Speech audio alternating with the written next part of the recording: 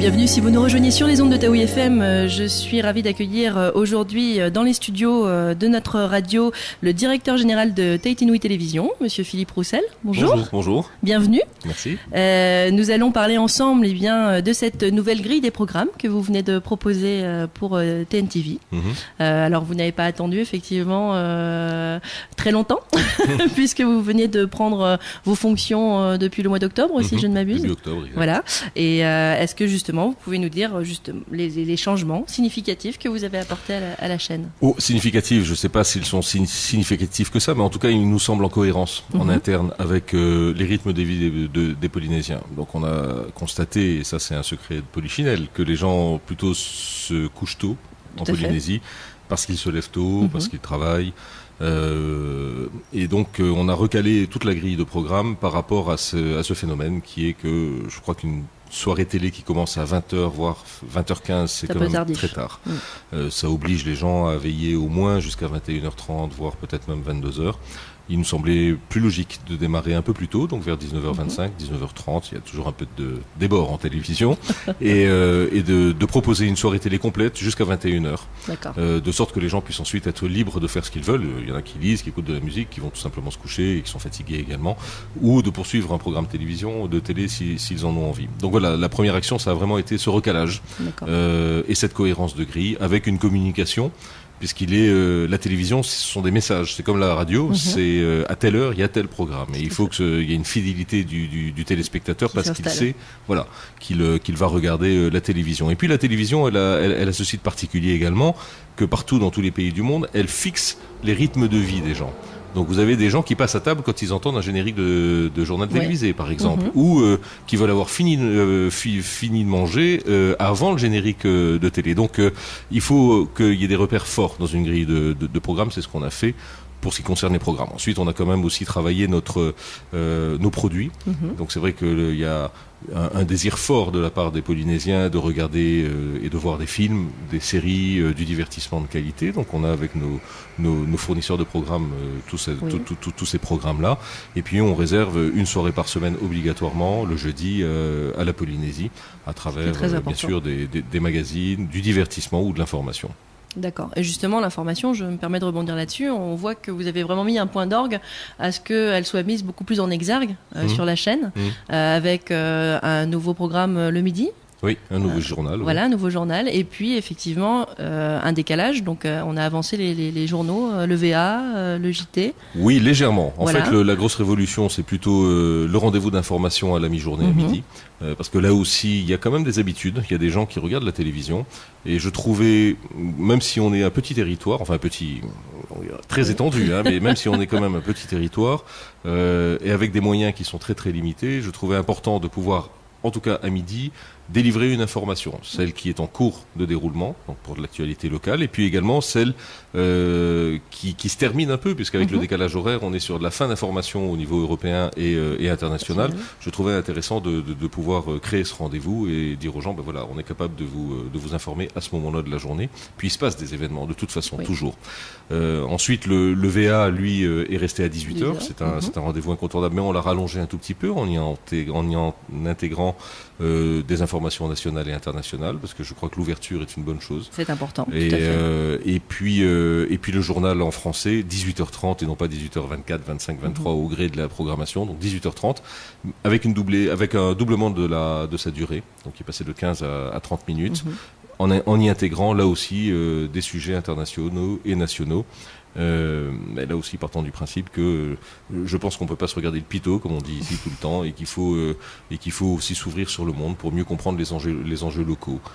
C'est aussi bon pour la rédaction qui se voit mise en compétition en interne avec les journalistes de TF1 ou de LCI, et puis c'est bon aussi pour nos présentateurs parce ils intègrent complètement l'information internationale et nationale, et puis ils doivent la digérer et puis la retranscrire pour qu'elle soit compréhensible. Donc moi je crois que tout ça est bénéfique pour tout le monde et je pense que c'était une attente également des gens.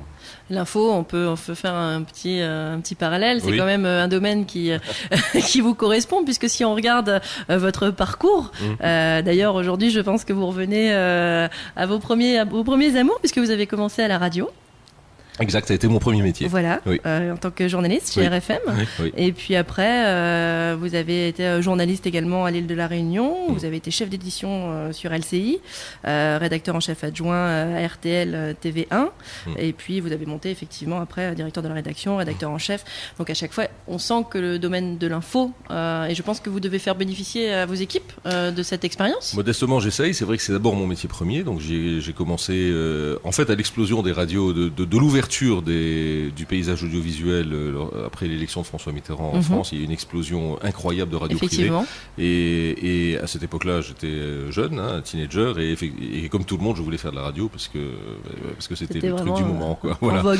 Et donc j'ai commencé comme ça, et j'ai appris un peu sur le tas. Et je fais de la radio, de la presse écrite, également de la télévision. J'ai eu l'opportunité d'en créer une à La Réunion, Antenne Réunion, d'où je viens. Et puis j'ai également eu l'occasion, parce que je pense que la mobilité est importante, l'occasion de travailler en France, sur Paris, et puis en Belgique, à Bruxelles, à RTL. Voilà, donc c'est vrai que c'est quelque chose qui m'habite un peu. J'aime beaucoup ça.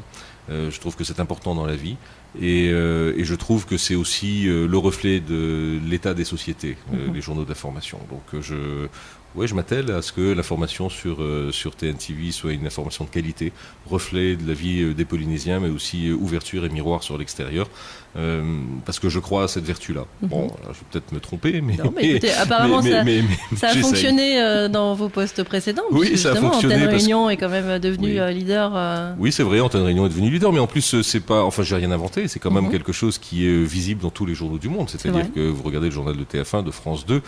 Ou de France 3, ou des journaux de la RD en Allemagne ou ailleurs, en Suède, en Norvège ou en Belgique, en passant par la Hollande ou les États-Unis, c'est la même chose. Vous avez une actualité dite locale, et puis vous avez des actualités dites internationales ou nationales. Donc je ne vois pas pourquoi ça marche partout ailleurs et pourquoi ça ne marcherait pas ici.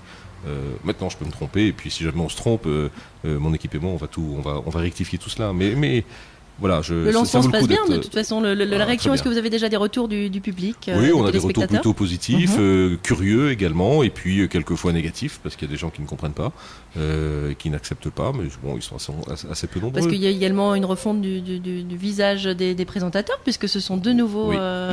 Mais disons que nous avons profité de ce changement, de cette transformation et de cette évolution plutôt même, pour revoir tout.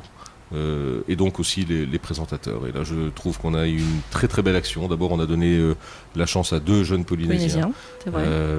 Et ça, c'est au moins, si TNTV doit réussir quelque chose, c'est au moins ça. C'est donner la possibilité aux jeunes Polynésiens qui sont formés ou qui ont envie de faire un métier, parce qu'il ne s'agit pas non plus d'être formés dès la base, mais qui ont la passion de ce métier-là, de pouvoir réaliser cette passion.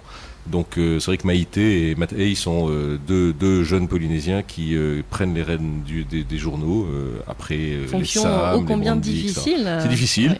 Ils sont jeunes, ils ont peu d'expérience professionnelle, mais voilà, c'est un vrai pari, et c'est un pari plutôt, moi je trouve, réussi. Oui. Quand je vois, c'est une belle action. Oui, quand je vois Maïté, elle est très jeune, très fraîche, elle doit beaucoup travailler encore, évidemment, mais donc elle a une marge de progression très très importante, mais elle part avec un bagage pas mal, quoi. Oh oui, puis alors ici, je pense que c'est aussi une spécificité du pays. Il y a une sympathie qui se fait pour les gens, et on n'est pas à critiquer des petites erreurs qui pourraient se passer pendant une intervention en direct. Et au contraire, je pense que de suivre son évolution, que ce soit une fille du pays, voilà. Ça peut, c'est sûr que c'est plus intéressant, mais en plus, je trouve que c'est notre devoir que de faire cela. Et quand on a des compétences locales, il faut les utiliser au mieux. Et donc voilà, c'est ce qu'on a essayé de faire. Et c'est plutôt là aussi un effet dynamique pour nous qui est très très important. Alors qui, j'espère, se ressent et se voit à l'extérieur, mais qui en tout cas a de très très bons effets aussi en interne. Et la chaîne a pour vocation, de toute façon, je pense, d'amener ce genre de... Ah oui, totalement. C'est une de nos vocations.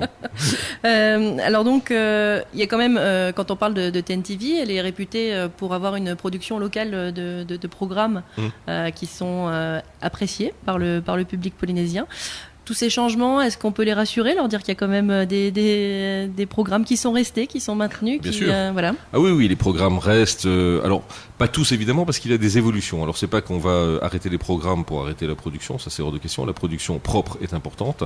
Maintenant, je pense que la télévision doit évoluer. Et elle doit évoluer de manière qualitative. et elle doit évoluer également dans ses formats. La télévision, c'est un format, c'est comme en radio, vous avez des formats de radio et vous avez des formats de télévision. On est une télévision généraliste, donc l'information est quelque chose d'important. L'information institutionnelle est quelque chose de très très important. La vie politique, la vie démocratique, voilà, les débats à l'Assemblée sont des choses que l'on va rediffuser de nouveau. Très bien. Et puis le divertissement. Donc on doit réussir à créer des émissions de divertissement. Ça, c'est difficile, c'est compliqué, ça coûte un peu d'argent, mais je pense qu'on peut y arriver. Et on doit faire des émissions de divertissement qualitatives. Alors, c'est pas simplement une lubie de ma part ou une folie, mais c'est que dans notre environnement aujourd'hui, et tous les Polynésiens ont accès aujourd'hui à une multitude de chaînes et à travers l'Internet à une multitude de programmes. Donc, ils ont vite fait de comparer quelque chose de qualitatif fait à l'extérieur avec quelque chose qui est moche fait à l'intérieur. Et moi, je veux pas ça. Je veux que on puisse comparer quelque chose de qualitatif extérieur et quelque chose de qualitatif à l'intérieur. Parce qu'au moins, on se dira, au moins, notre chaîne, c'est notre chaîne locale, mais elle fait des choses bien. Voilà. On est capable de faire quelque chose de positif, de bon et de beau. Donc voilà, donc c'est le pari. Alors non, oui, on maintient toutes nos émissions, Tatumu, Mani, enfin voilà, toutes ces émissions d'information ou de proximité. Certaines vont disparaître, mais vont être remplacées par d'autres. Et on a créé dernièrement les grandes signatures, qui sont des entretiens, de choses tout à fait courantes en télévision, qui se font un peu partout, mais qui manquaient, je trouve, sur notre chaîne. Avec une particularité, c'est que l'on va tourner à l'extérieur, donc chez les gens, et on n'amène pas les gens au studio. Ça aussi, c'est une volonté que de sortir la chaîne et d'aller au plus proche des gens et des Polynésiens, et non pas de faire venir les Polynésiens sur un studio télé, parce que les studios télé, c'est toujours inquiétant. C'est toujours, ça peut faire peur, il y a des caméras, il y a des lumières. C'est ça, il y a toujours tout un environnement. Alors les professionnels de la communication sont très à l'aise là-dedans, mais les gens, pas tellement. Donc il faut, on sort plutôt à la rencontre des gens. Et pour l'année prochaine, je peux vous dire qu'on aura quelques belles surprises également. Alors c'était un peu ma question. Est-ce qu'on peut avoir un scoop sur Taoui FM aujourd'hui pour des petites émissions par exemple, on va travailler. On est en train de travailler à la mise en avant des talents. Et il y a un certain nombre de personnalités sur cet archipel qui ont de grands talents. Donc on va monter une émission mensuelle probablement, ou une émission qui aura lieu, disons 6 à 8 fois par an plutôt, où là on va inviter des talents et puis on leur fera des surprises et puis on va fouiller dans leur vie, on va regarder un petit peu comment ils sont arrivés à ce qu'ils sont devenus.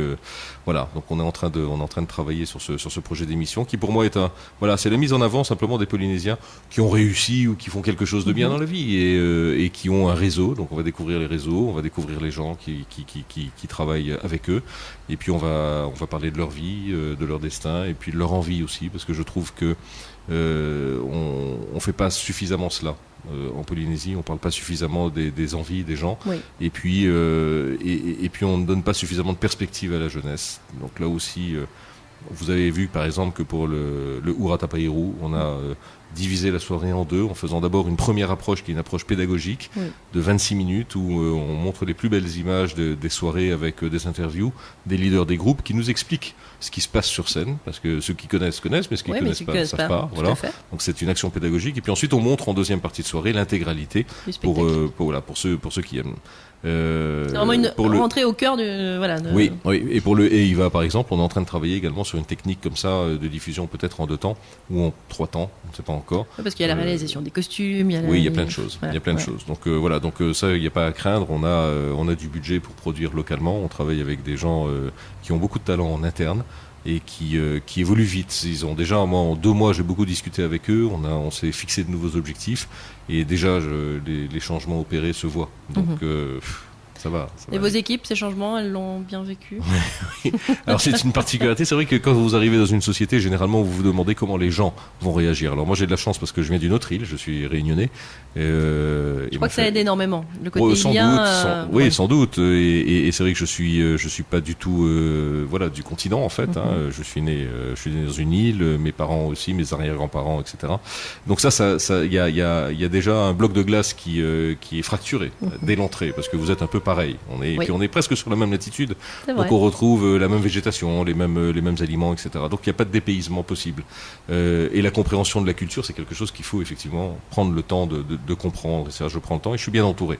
Mathéata, qui est ma directrice d'antenne, par exemple, quelqu'un de remarquable qui connaît très très bien la Polynésie, qui m'aide. Voilà, Thierry Nouy, qui est la rédactrice en chef, et quelqu'un qui m'aide énormément aussi dans la compréhension et qui m'aide à ne pas faire d'erreur, parce qu'on peut vite faire une erreur et vite glisser. Mais une fois que vous avez établi la confiance et une fois que vous vous êtes dit, moi c'est ma technique en tout cas, je dis moi je suis là pour décider, mais je ne déciderai pas sans avoir pris votre avis. Donc une fois que vous établissez ce genre de dialogue avec les gens et qu'après vous validez les décisions, il suffit simplement d'appliquer les décisions, ça va tout seul. C'est vrai, c'est simple.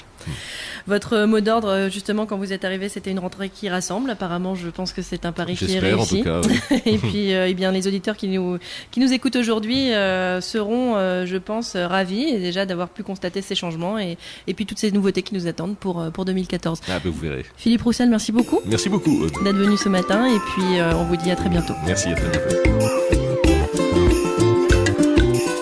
Toute l'équipe de Taoui FM vous souhaite de joyeuses fêtes.